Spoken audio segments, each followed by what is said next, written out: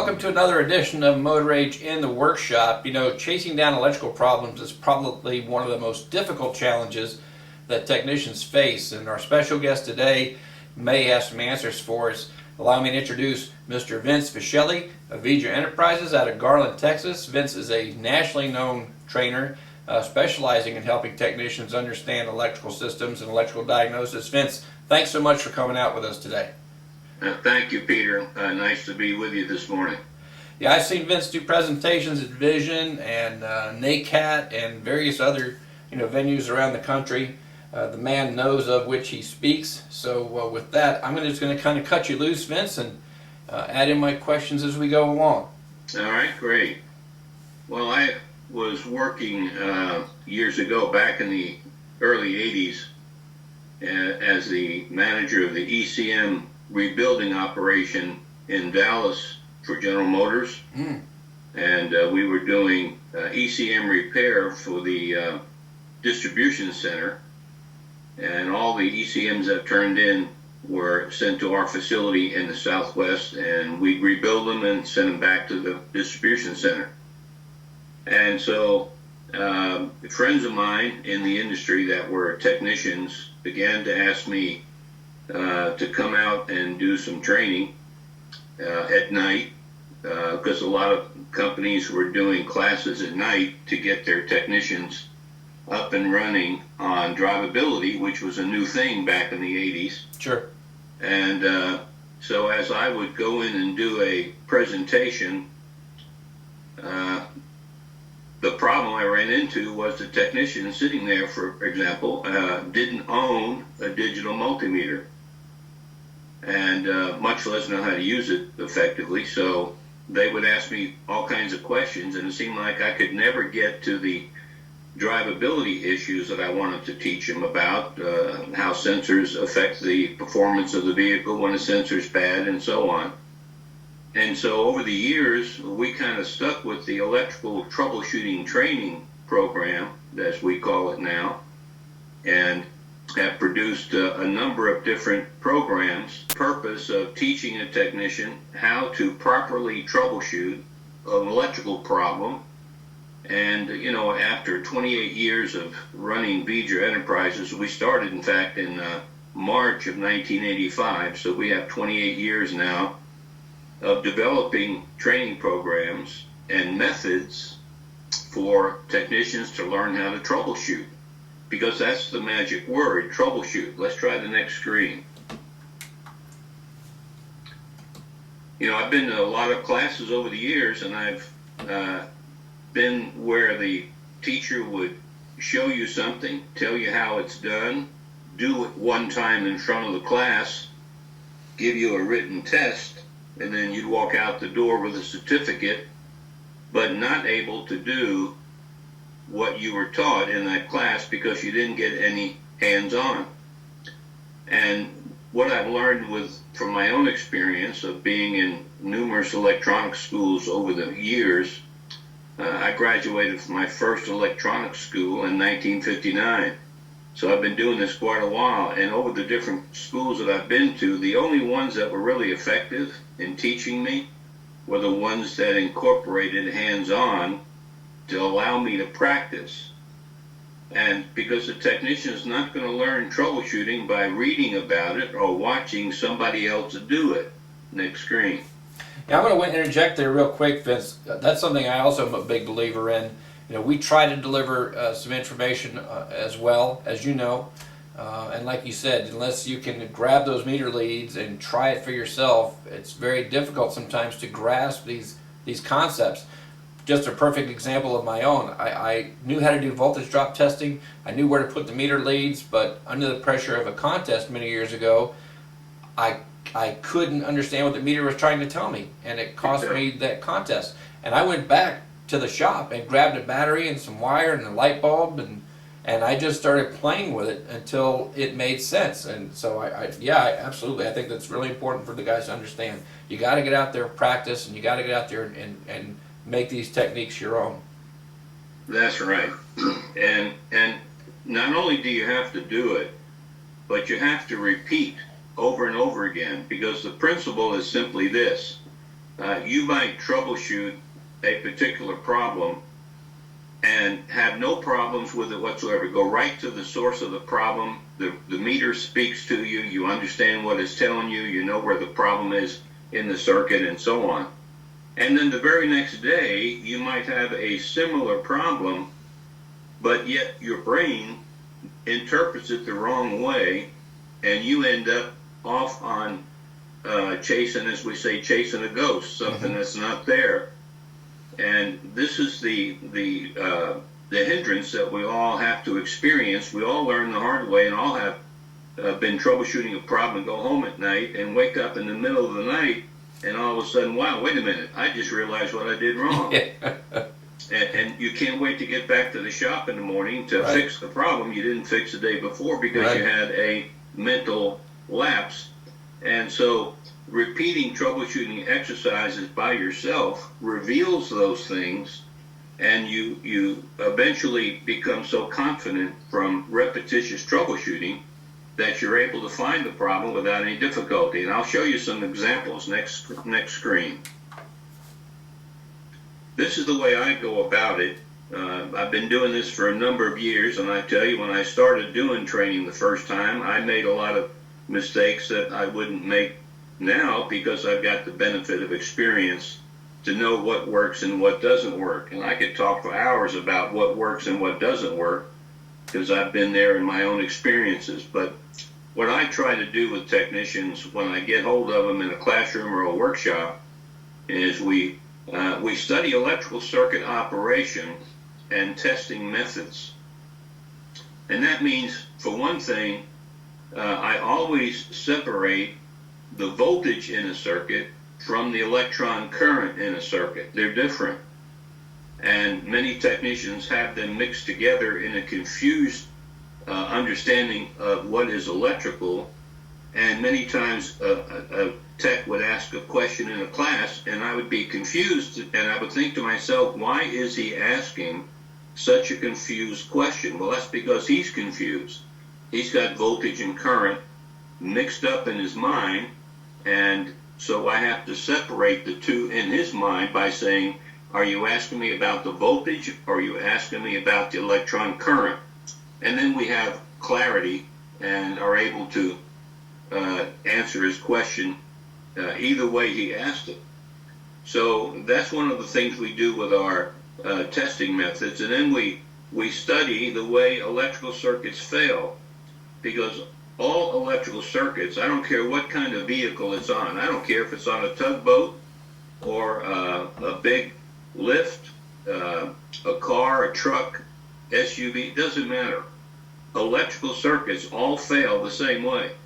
And there's basically 7 ways circuits fail, and we study them one by one, and we demonstrate it, the student right there in front of him with the test board trainers that we have.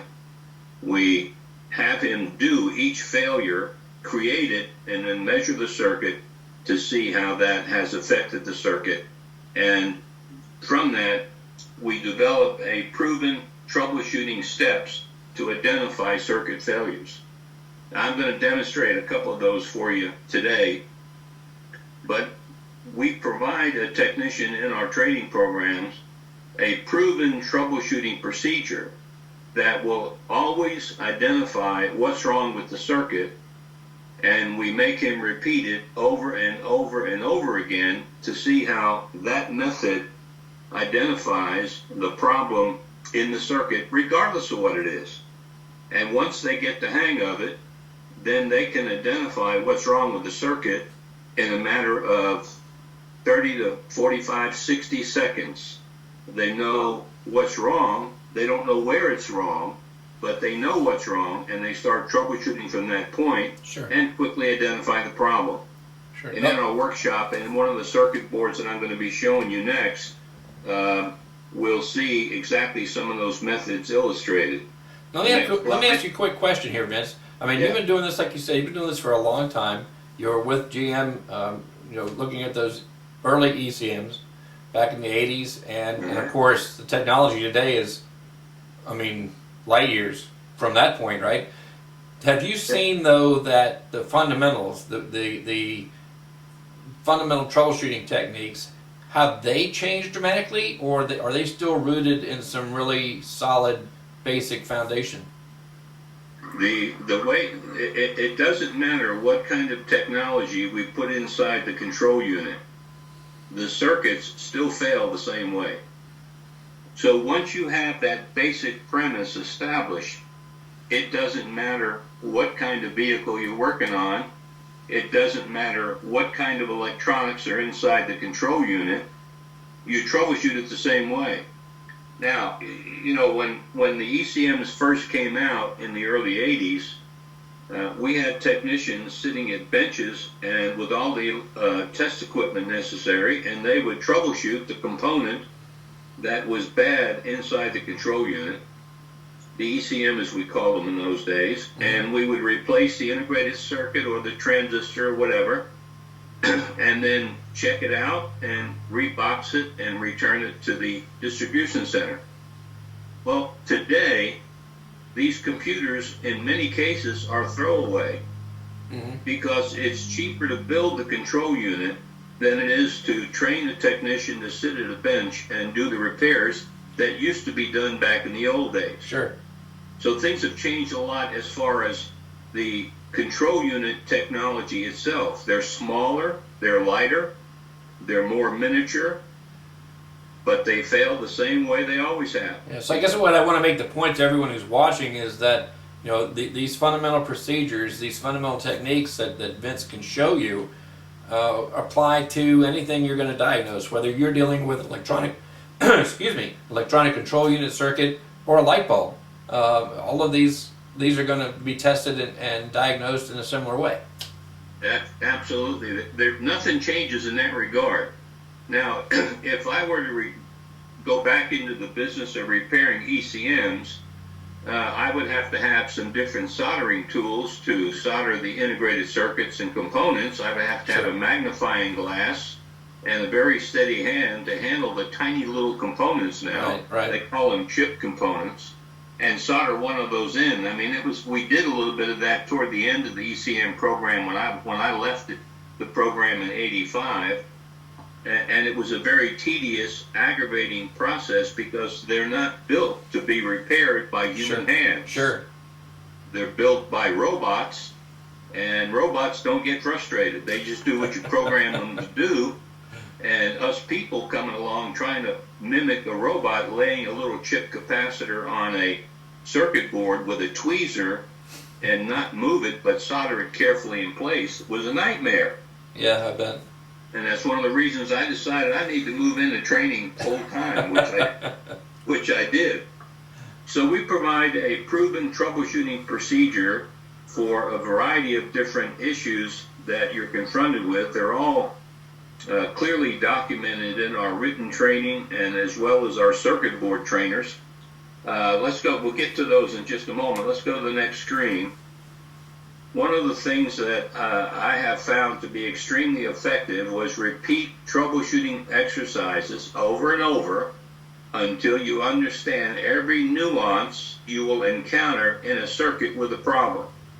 In other words, if you have an open circuit on the voltage side or an open circuit on the ground side, the circuit's going to do the readings are going to be different in the circuit, so you have to look at those readings when each of those problems occurs so that you're able to understand how that open on the voltage side or open on the ground side affects your readings. Same thing if you had a voltage drop on the voltage side or a voltage drop on the ground side. This will change the readings that you have in the circuit. So we show the technician every one of these different possibilities and have him practice it. And then we start moving the opens and the voltage drops all around the circuit so we can find exactly where in the circuit the problem occurs. And by establishing a set troubleshooting procedure, you can't go wrong because you do it the same way all the time. And once you've proven to yourself that it works and you do it every time, you always find the problem, and life is so much simpler. Now, do you see that from your students, Vince, that if they can follow step 1, step 2, step 3, make that habit, that they're much more successful. And I think I see that a lot of guys I've worked with would go step 1, step 2, step 3 today, and then tomorrow it was step 4, step 2, step 1 the next day. So that's a really critical part. You know, you have a known good procedure that you can use to apply to whatever the problem is, and you'll limit your frustration. And you do it the same way every time. Right. Good. And we'll bring out some of those. Let's go to the next screen. What I like to tell my techs when they're in the workshops is it's just you, your DMM, and the circuit with the problem. And we don't even allow two technicians to work together on the same problem, because what happens is one guy does the thinking, the other guy does the writing down of the readings, and obviously the guy that's doing the thinking is the one who's learning. So right. Each technician has to adjust and deal with the problem all by himself and think himself through it, following the procedure. So we make it so easy that it's almost embarrassing when they look at me and say, why didn't I learn this before? Why didn't somebody show me this before? But putting a man in front of a circuit with a problem and showing him how to troubleshoot it and how easy it is, and then have them practice, they leave the class knowing exactly how to troubleshoot. And as long as they do it the same way every time, no circuit can throw you a curve and fool you as to what's wrong with the circuit. And next frame, let me show you one of the things that we use. This is our troubleshooting trainers, I call them. This is the first one that the student would study, either in a workshop or if they wanted to buy this kit for home study, they certainly can. It comes with a workbook and an instructor guide that has all the answers, so you can study this circuit at home. And it's called the H111A model. It's a revised, updated version. And we have a power board and a lamp board. And on the next screen, this is a schematic diagram that appears in the workbook, and it mimics how the circuit is laid out so that you understand that a schematic diagram is a picture of how the circuit is connected together. And so we go through this diagram, and you'll notice at the very top we have the battery terminals, minus bat on the left, which is the ground, and the positive side, plus bat, is on the right at the top. And then we come down through the circuit, and at the bottom of the circuit is a lamp bulb.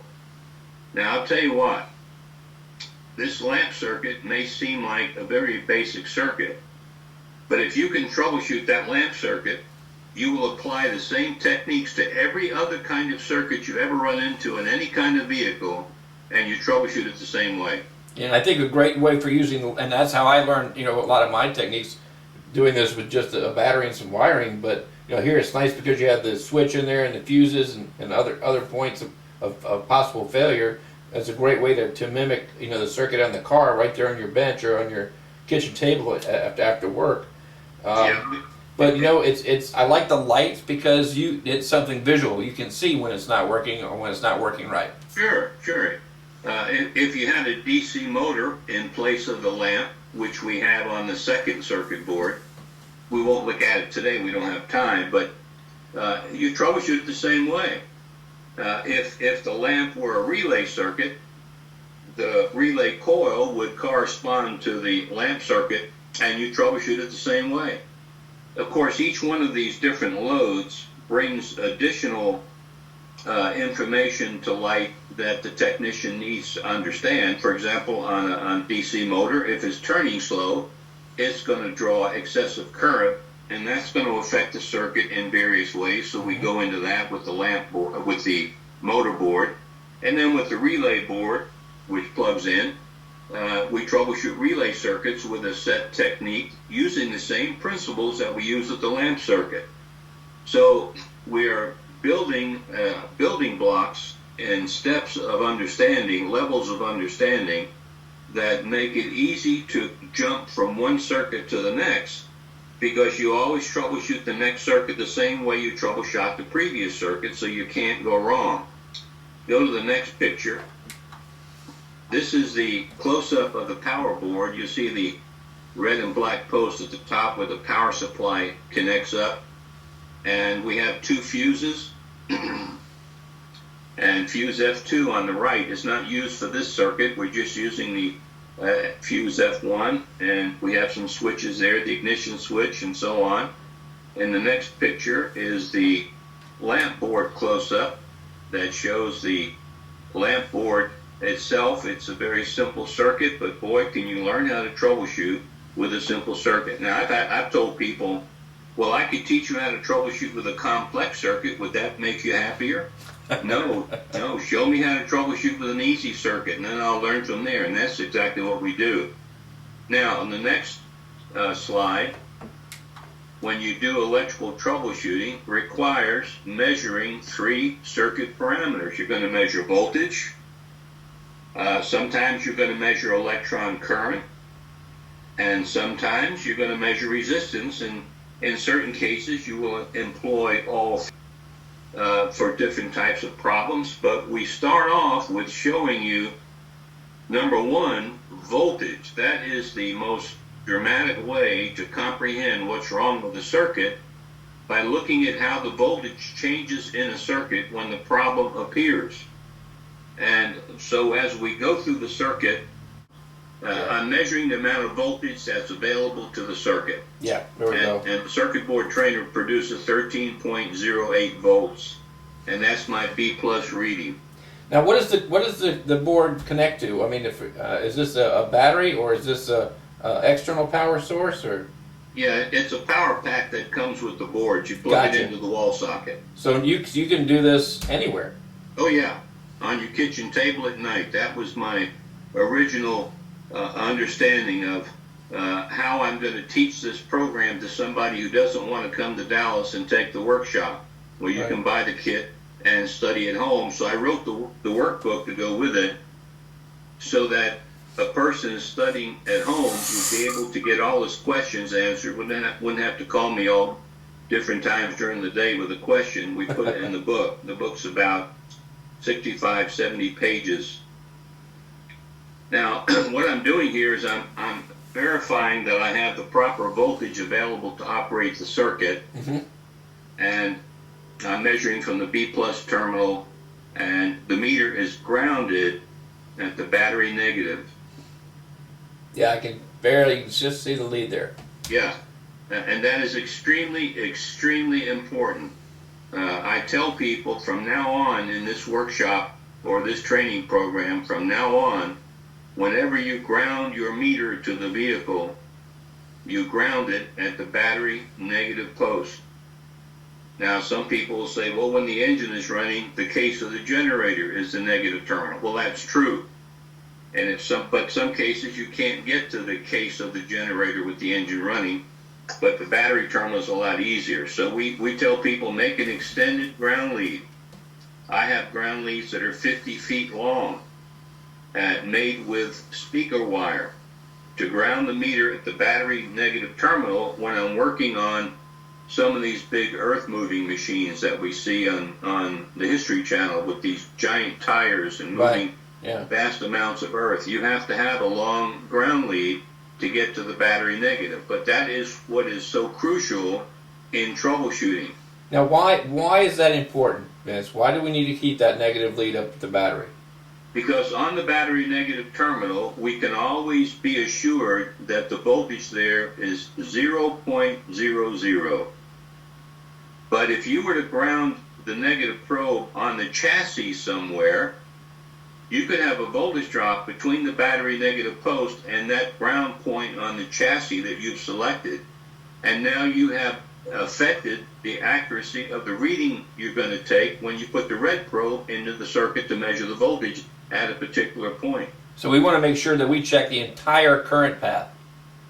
Well, you want to make sure that the meter has 0.00 on the black lead, the common lead. Gotcha. Because the way a voltmeter works is it indicates the difference in voltage between the probe tips. Now that's meter speak, as I call it. Sure. That's what the meter's telling me. This is how much voltage the meter sees between the probe tips. So in order to get an accurate reading, I put the probe on the battery negative post. So any place I touch the circuit with the red lead, I see the true voltage that's present there. If I had a 1 volt drop on the ground side and I grounded at that point, that'd be 1 volt I wouldn't see on the meter. So I would interpret that to be a low voltage when it's actually a ground side problem. So you eliminate that, always eliminate that when you ground at the battery negative post. So now we verified that the voltage of the circuit is valid. Now we're going to measure the voltage side of the load, and I'm going to measure with my meter still grounded at minus bat, the negative terminal. Now I'm measuring the voltage feed going into the load. I always refer to that as pin 1 in all of my training programs. Pin 1 means the voltage pin that connects to the load. So I see a reading here of 13.05. So I know immediately that the voltage side of the circuit is not open. If it were open, I'd see 0 right now. Mm-hmm. If I had a voltage drop on the voltage side, I would see a lower reading than I found up at the positive source. So I've determined already that I do not have an open on the voltage side, nor do I have a voltage drop on the voltage side. So if there's a problem in this circuit, it's not on this half. It's not on the voltage side. Mm-hmm. If there is a problem with this circuit, it doesn't exist on the voltage side at this point. Now, and again, you got your meter lead, right at the light, right? That's another critical point, isn't it? Yes, you want to back probe. You have to back probe as close as you can get to the load. Mm-hmm. And, sometimes people will say, well, yeah, but it's so easy when you have all these test points and you can easily get to them. And, well, I can't help that. I can't help if they build a car where it's impossible to work on. But at least I'm going to show you what you have to do, and you try to do that as best you can with the problems you're confronted with on the vehicle you're trying to repair. But at least you know what to do. You may have to use a little ingenuity to figure out how to do it on this vehicle where the connector is out of sight and you have to pull the dash down to get to it. Right. At least you know you're doing something that's necessary to identify the problem. So you see already with 1 voltage measurement, because I'm grounded at the battery negative post, my reading tells me the voltage side of the circuit is good. I don't have an open connection. I don't have a voltage drop, which would be caused by corrosion or a poor connection in the connector. It doesn't exist because right now, and of course, let me just say, because it's so important, it needs to be emphasized. We look at the lamp and we see the lamp is glowing. And whenever we're troubleshooting a circuit and we're checking the voltages in the circuit to see what might be wrong, the circuit has to be turned on. It's surprising sometimes how some people do not grasp that concept and are doing checks and they haven't even turned the circuit on. So again, if you're going to find a voltage drop, Ohm's law tells you turn the current on, dummy, because voltage or voltage drops a function of voltage times current. If you have 0 amps flowing, you're not going to have a voltage drop show up, because any kind of resistance times 0 amps is 0 volts. So you don't see voltage drops. The circuit has to be turned on when these tests are being run. All right, now the second measurement we're going to take is move the probe from the voltage pin, pin 1, to the ground side pin, which I call pin 2, and look at my reading, 0.01. Now the circuit's on, so that tells me the ground side of the circuit is dropping 0.01 volt, or 10 millivolts. So I got a good ground circuit. If the ground were open, I would see B plus here. I'd see the 12 volts, the 13 volts coming through, because the lamp is just going to be a piece of wire connecting pin 1 to pin 2. And of course, it would not be lit. Yes, it would be out, but let's say, for example, the lamp was out, and you measure pin 1, and you found no voltage there, you'd know, well, that's why the lamp's not working, the B plus isn't getting there. See? A very simple procedure. So now I verified the ground circuit is good. I don't have a voltage drop on the ground side. If I did, this reading would be higher than that. And guys, notice that all Vince did was take that same positive meter lead and just move to the other side of the lead. That ground lead for the meter is still up at the battery post. Exactly. Now I call this the Texas two-step, and that's the words in the book. I mean, it's my circuit board, and it's my class, and I'm in Texas now. I wasn't born here, but I got here as quick as I could. And I call it the Texas two-step. And this procedure will identify any problem on the voltage side or the ground side, either an open or a voltage drop on either the voltage side or the ground side. And this procedure should be followed on every circuit as your first 2 steps to identify which of the 4 problems has occurred. I mean, that's just how easy it is. Now, here's the fun. We have 32 problems with this lamp circuit. And we put the opens and the voltage drops all over the place in the circuit. And once you identify which side of the circuit has the problem, then you simply trace that side of the circuit to find out where the problem is.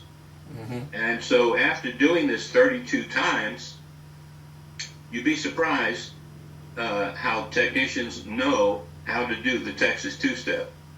Sure. I always equate too that when you know what side the circuit's on, if you're a baseball fan and you see the runner caught between bases, and the guys are just throwing the ball back and forth until they can finally home in on him and tag him out. Well, it's kind of the same thing. You know, you're going to keep taking the measurements back towards that battery till your meter reading goes back to normal, and then you know, hey, the ball's on the other side of the runner. You know, now you got to come back the other way until you narrow in on exactly where he is. This is a great platform. Yeah, and this simple procedure, the Texas two-step, is so helpful because it allows you to identify why the lamp's not working or why the lamp is dim. And the procedure was taught to a technician. If he saw the lamp was out or the lamp was dim, he's going to be guessing at things. Oh, I'm going to go check the fuse first. So I'm going to make sure the connectors are plugged in. And all these different ifs, ands, and buts that are really just taking a lot of time that he doesn't need to spend doing that. This method will show him which side of the circuit has the open connection, broken wire, or a voltage drop that's causing the lamp to be dim. Mm-hmm. So then he focuses on that side of the circuit to identify the problem, and he's done. And I've had people tell me that after they've had their technician come to this workshop, they are amazed at how fast he gets through with the problem, because it doesn't matter where the problem is. It doesn't matter the make and model of the car.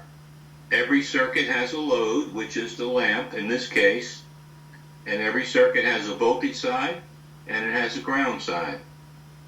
Once you know which side of the circuit has the problem, you trace through it with the meter, following to see the readings change and identify exactly where the bad connection or broken wire is, repair it, and you're done. Very fast. Awesome. Now I want to show you a technique that I think is extremely helpful that anybody can benefit from, and it's what I call effective voltage drop tests. We're going to verify the voltage drop of the voltage side and verify the voltage drop of the ground side with these next, I'm sorry, I didn't tell you to flip the page. I flipped on mine but didn't mention it to you. I'm into my training mode now, so I'm moving along like I got my PowerPoint going. There you go. So now these two procedures will become immensely helpful in troubleshooting any electrical circuit on any vehicle. Let's take the voltage drop of the voltage side first. Next slide. All right, now if you look, you can probably see the leads a little bit. The red lead is up on the positive side of the circuit, and the black lead is on pin 1, the voltage feed to the load. So what I have done is I've placed the entire voltage side of the circuit between the probe tips, and the meter gives me a reading of 0.76. Now I happen to know that is a good reading. And the reason it's reading 0.76 volts is because there is a diode up there at the top. You can barely see it right under the red lead. The diode is there because it is what we call a polarity protection diode. Manufacturers today are placing diodes in the positive feed of many of their circuits, so that if a technician should accidentally crisscross his jumper leads when he is trying to jump start a vehicle, the diode prevents the circuit from activating with reverse voltage applied. And they call them polarity sensing diodes. Any engineer who builds a computer and doesn't put a polarity sensing diode inside the control unit is going to experience a lot of computer failures, because jumper cables, they do get crisscrossed sometimes when you're in a hurry and it's snowing and the wind's blowing, you're freezing, and you can't see because it's semi-dark to get the jumper cables backwards. It happens to the best of us. So the polarity diode protects against that. So we put the polarity diode inside our circuit board so that if our student with this circuit board hooks up the red and the black leads backwards, he doesn't blow up the circuit. Now that diode drops 0.7 of a volt. And that's pretty typical for these silicon diodes that they use for polarity sensing. In some cases, they will put that diode in the wire harness, and in some cases, they'll put it inside a control unit. Well, if the load is polarity sensitive, you have to have a diode to protect it from being connected to reverse polarity. A lamp, of course, doesn't care which way the electrons flow through it. But other circuits will be plugged into the power board, and we want to protect them against reverse polarity. So that affects my voltage drop. So I established now that the normal voltage drop of this circuit on this vehicle is 0.7 volts. Now, that would tell me that right now with the current flowing, this voltage drop tells me the circuit's in good condition. There's not a problem on the voltage side. But here's the thing that makes this so valuable. What if you have an intermittent connection in a circuit? Well, you know, the customers complain is, hey, sometimes this works and sometimes it stops working, and sometimes it doesn't work as good as it did other times, and it's intermittent is what he's trying to, he doesn't know the word yet, but that's what we call it, intermittent circuit. Sure. Well, listen to this. You put this voltmeter across the voltage side of this circuit, watch the meter, and now move the wires in the harness, grab the connectors and kind of give them a little bit of a twist. When you find what connector has a poor connection in the pins, as you move that connector, this reading will jump all over the place. Mm-hmm.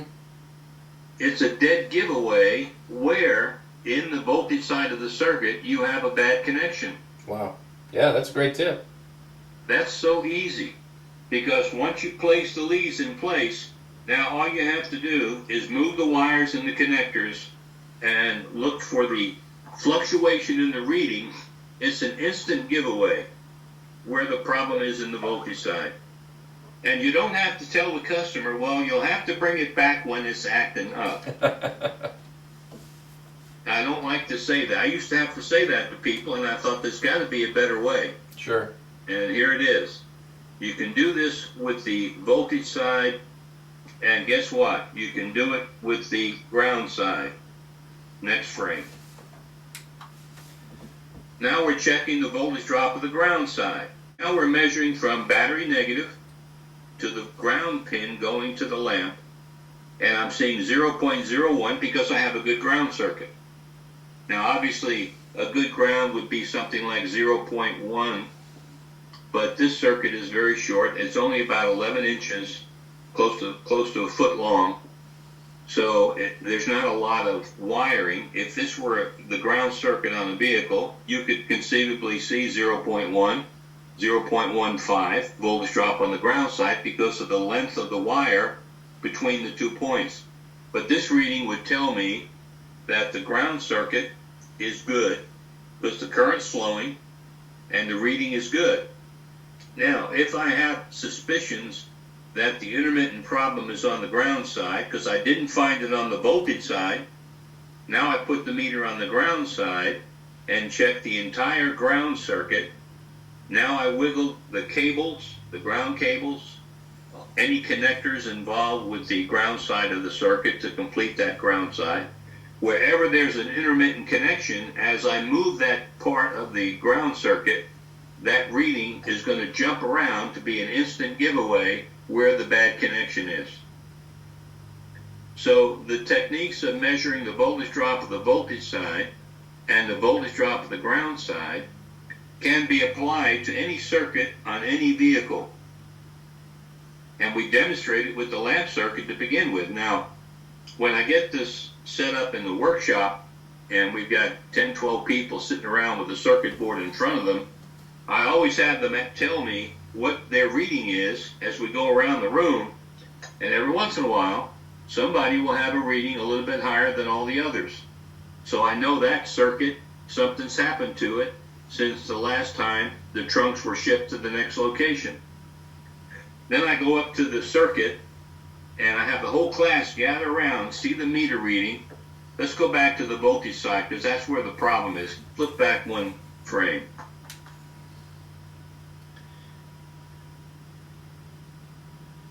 There you go. All right, so you got 0.76 for a normal reading. Well, and sometimes on a circuit board, I'll see 1.25, something like that, so I know something's wrong.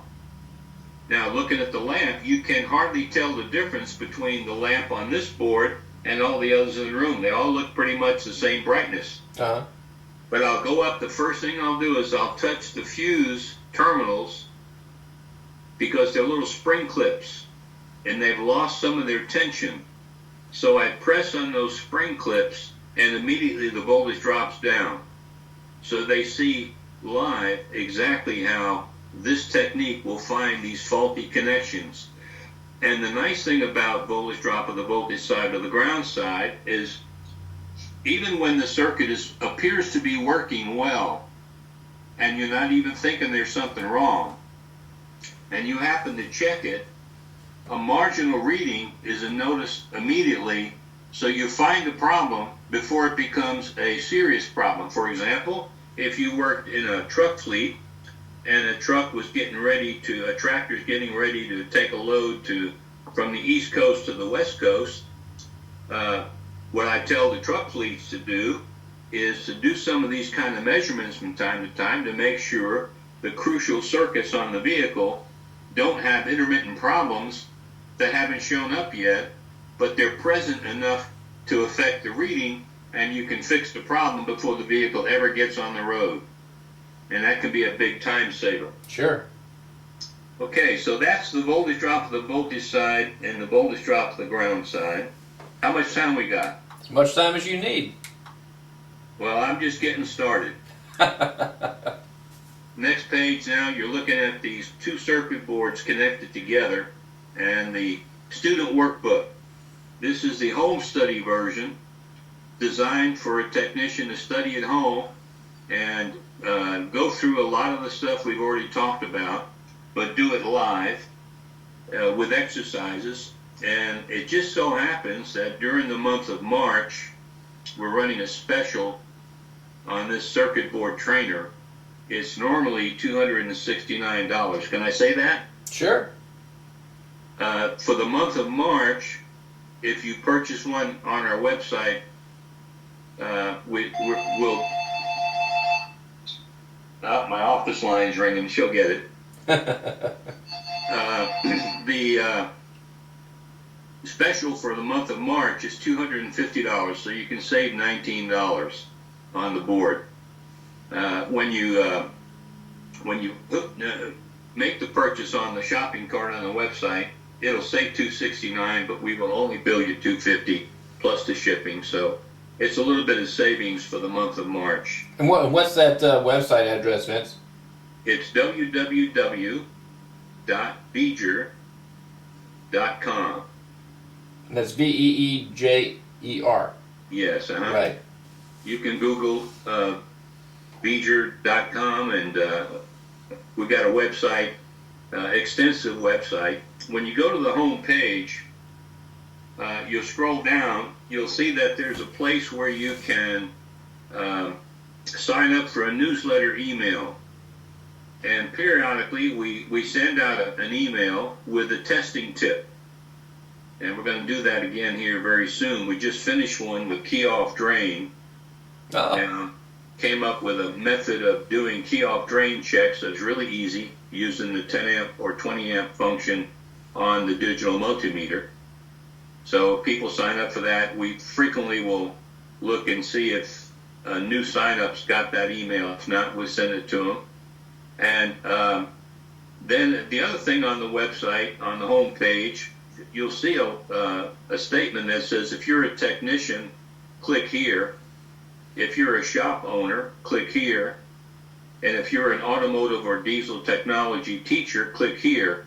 And what we did on each of those 3 pages is we wrote our explanation to you on how these training programs can be used by you, whichever one of the 3 categories you are, and implement them into your program and improve the troubleshooting skills of your technicians. Mm-hmm. Because that's what it's all about. Sure.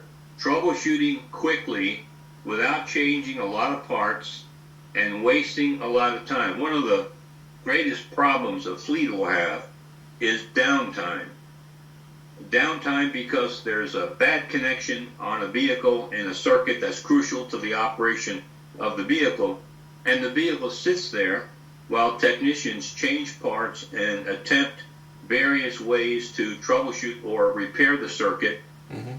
And all we're saying is, with a little bit of training and teaching them how to troubleshoot, using these circuit board trainers, you're able to find the problem very quickly, and the downtime is put to a minimum, plus parts are not changed that aren't necessary. Sure. And, you know, we've all experienced that.